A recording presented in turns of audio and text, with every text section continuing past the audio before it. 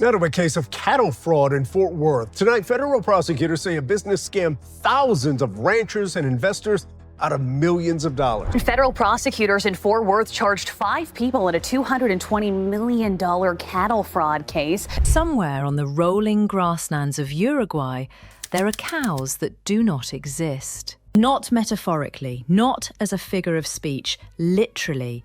Cattle that were sold to investors, insured, tagged, and documented on paper that were never born, never grazed, never stood in a field.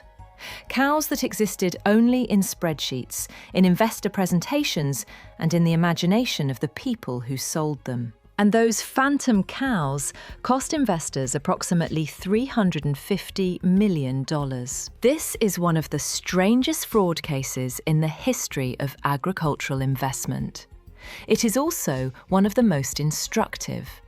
Because the Conexión Ganadera fraud, which collapsed in Uruguay in 2023 and sent shockwaves through the Latin American investment community, did not succeed because it was technically complex or financially sophisticated. It succeeded because it was built on something that investors trusted completely: a real industry, a real country, a real asset class with a real track record, and a set of human cognitive shortcuts that fraudsters have been exploiting for centuries, dressed up in the language of modern alternative investment. The cows were fake. The psychology that made people believe in them was entirely real. Let us get into it. Chapter 1. Why Uruguay and why cattle? Do you feel ashamed? You feel violated? You feel embarrassed? When we were growing up, it was good. I invested $150,000. Before we get to the fraud, you need to understand why Uruguay was the perfect stage for it, because context is everything here. The scheme did not emerge from nowhere. It emerged from a genuine investment opportunity that had been generating real returns for real investors for years before the fraud was layered on top of it. Uruguay is one of the most politically stable countries in Latin America. It has a reputation, unusual for the region, for transparency, rule of law, and institutional reliability. The World Bank consistently ranks it among the highest in Latin America for governance indicators. For international investors looking for Latin American exposure without the political volatility of larger economies like Argentina or Brazil, Uruguay has long been positioned as the sensible, boring, dependable choice. And Uruguayan cattle ranching is a genuinely attractive investment sector. The country has approximately 12 million cattle for a human population of approximately 3.5 million, roughly 3.5 cows per person, one of the highest ratios in the world. Beef is Uruguay's largest export category. The grasslands are productive, the industry is well regulated. The global demand for high-quality beef, particularly from Asian markets, has been growing consistently for decades. Cattle investment funds, structures where investors pool capital to purchase cattle, which are then raised on contracted ranches and sold at market, had been operating legitimately in Uruguay for years before Conexión Ganadera scaled its operation. The concept was well understood by Uruguayan investors and increasingly familiar to international ones. You invest in cattle, the cattle graze, the cattle are sold. You receive a return based on the weight gain and the market price at sale. It is agricultural investment in its most tangible, most literal form. This is the foundation the fraud needed. Not a speculative concept that investors might question, a concrete, physical, historically legitimate asset that investors could understand, that operated in a country they trusted, in an industry with a genuine track record. The cows felt real because everything around them was. Chapter 2. How Conexión Ganadera built the fiction. An investment scheme involving hundreds of thousands of phantom cows has collapsed into one of Uruguay's biggest ever financial scandals. Conexión Ganadera was established as an investment fund structure that allowed investors, primarily from Uruguay, but also from Argentina, Brazil, and further afield, to purchase participations in cattle herds. The investor would buy a share in a defined number of cattle. Those cattle would be contracted to ranches across Uruguay for grazing.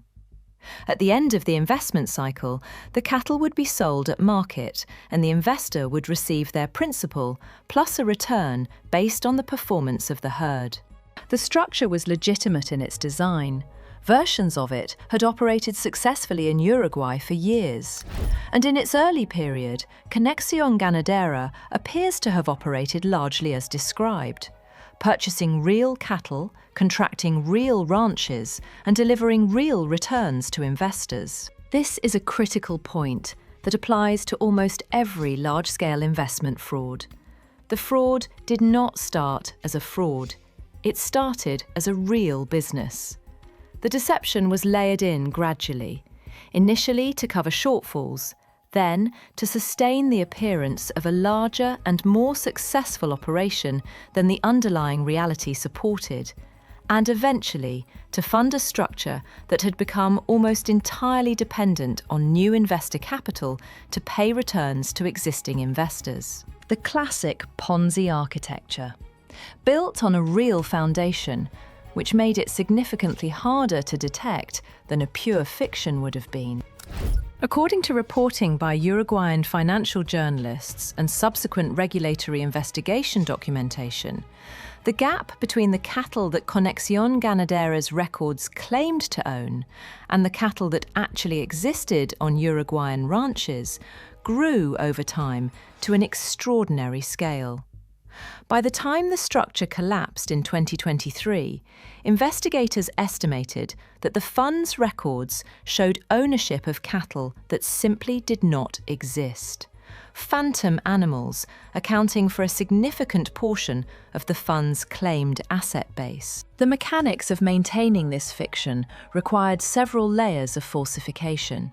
Cattle in Uruguay are registered and tagged through a national identification system, the Sistema Nacional de Información Ganadera, or SNIG, that is supposed to provide verifiable, independent records of cattle ownership and movement.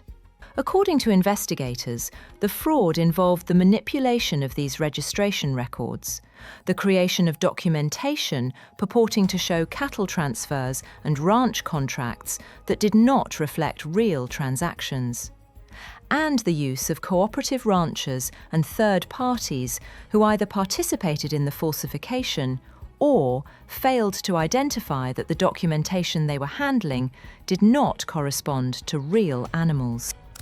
The auditors who reviewed Conexión Ganadera's financial statements, and investment funds of this type are subject to regular audit, reportedly relied substantially on management-provided documentation and on the SNIG records, without conducting the kind of physical verification that would have revealed the discrepancy between what the paperwork said and what was actually standing in the fields. Physical verification of actual cows in actual fields. That is what was not done.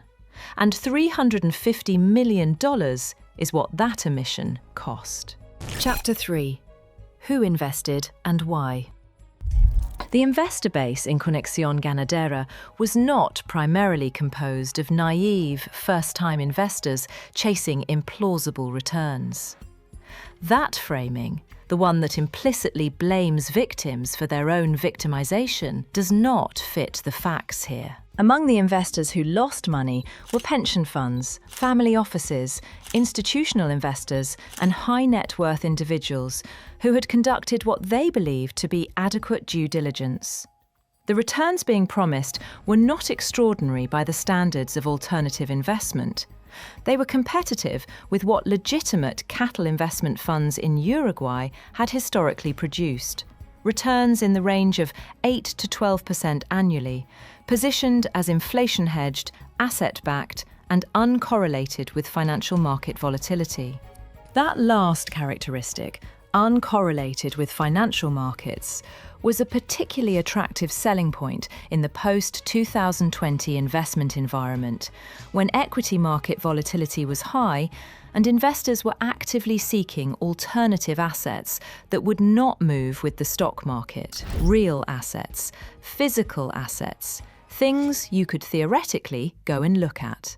The theoretical ability to go and look at the asset is worth examining specifically, because one of the psychological pillars of the Conexión Ganadera fraud was the tangibility of the underlying investment. Investors were not buying a derivative, a structured product, or a share in an algorithm.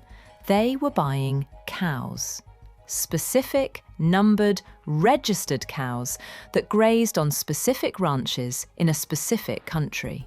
The concreteness of the asset was part of the pitch, and it created a cognitive comfort that apparently substituted for many investors for the physical verification that would have revealed the truth. According to research published by the Association of Certified Fraud Examiners in its 2024 Global Fraud Report, agricultural investment fraud has been one of the fastest growing categories of alternative investment fraud globally over the past 5 years. The category attracts sophisticated investors precisely because the underlying asset class is legitimate, the investment thesis is comprehensible, and the fraud is structured to exploit the same due diligence gap that the Conexión Ganadera case exemplifies. The gap between documentation-based verification and physical verification of real-world assets. You can verify a document. Verifying whether the cow the document describes actually exists requires someone to go to the field. Chapter 4: The Collapse and the Aftermath. In 2023, the structure began to crack. Reports of delayed redemption payments, investors requesting their capital back and not receiving it on schedule, began to circulate in the Uruguayan financial community. When a fund that is supposed to hold liquid agricultural assets starts missing redemption payments, there are only two explanations. Either the assets cannot be converted to cash quickly enough to meet redemptions, a liquidity problem, or the assets do not exist in the quantities represented, a fraud problem. In Conexión Ganadera's case, the investigation quickly pointed toward the second explanation. Uruguayan regulatory authorities, the Banco Central del Uruguay, which supervises investment funds, and the Secretaría Nacional para la Lucha contra el Lavado de Activos y el Financiamiento del Terrorismo, opened formal investigations. As investigators began the process of reconciling the fund's documented cattle ownership against physical verification of actual animals on contracted ranches, the scale of the discrepancy became apparent. Arrests followed. Criminal charges were filed against senior figures associated with the fund's management. Civil proceedings were initiated by investors seeking recovery of their losses.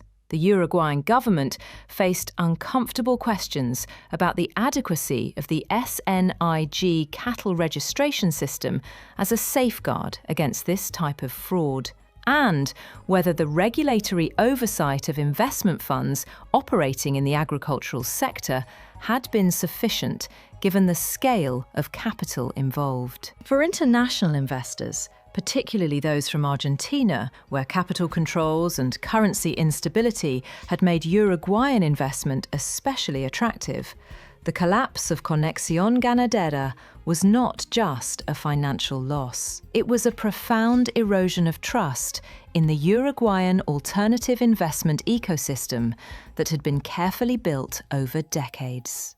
The reputational damage to legitimate Uruguayan cattle investment funds, operators who had nothing to do with the fraud, was immediate and significant, as investors withdrew from the sector and due diligence requirements across the industry tightened sharply.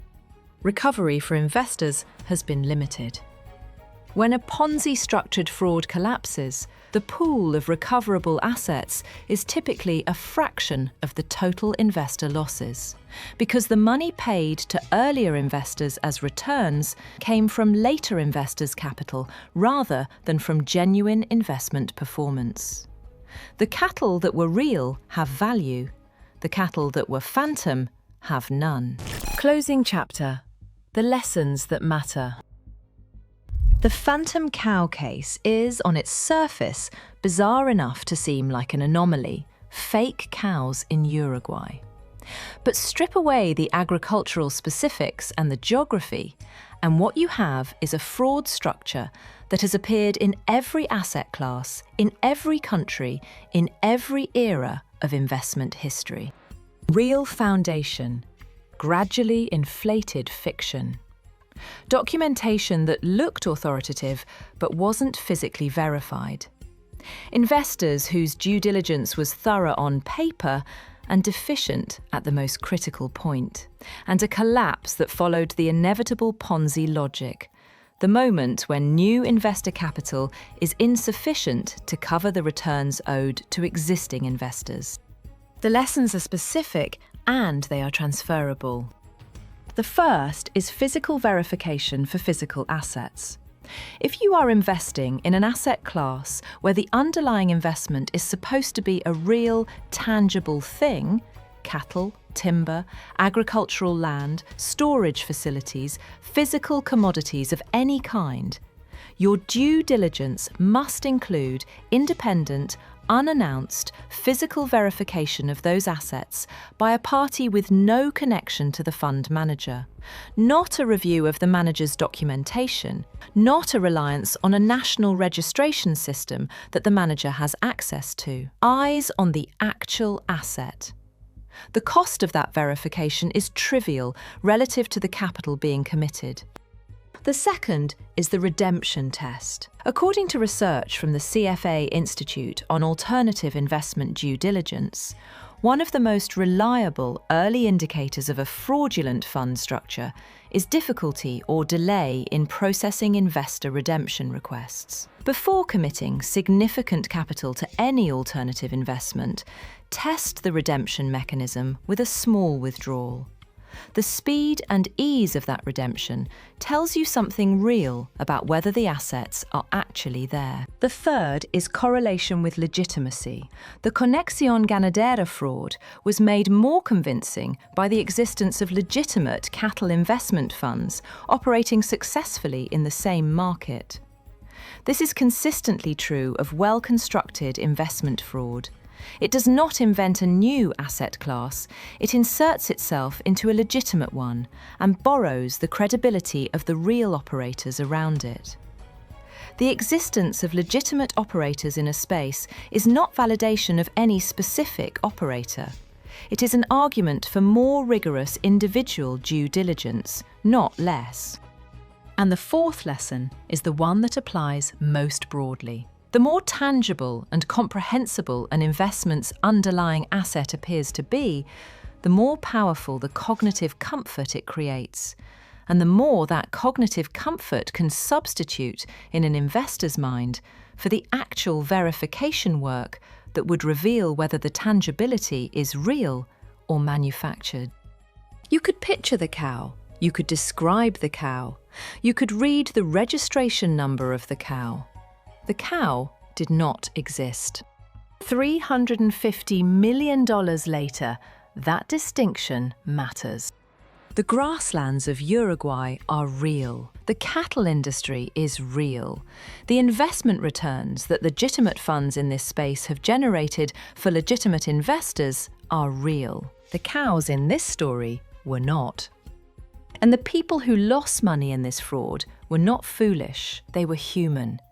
They made the same cognitive error that investors in agricultural land, in storage units, in diamond funds, in wine collections, and in every other tangible asset fraud have made before them. They verified the story instead of verifying the asset. Do not make that mistake.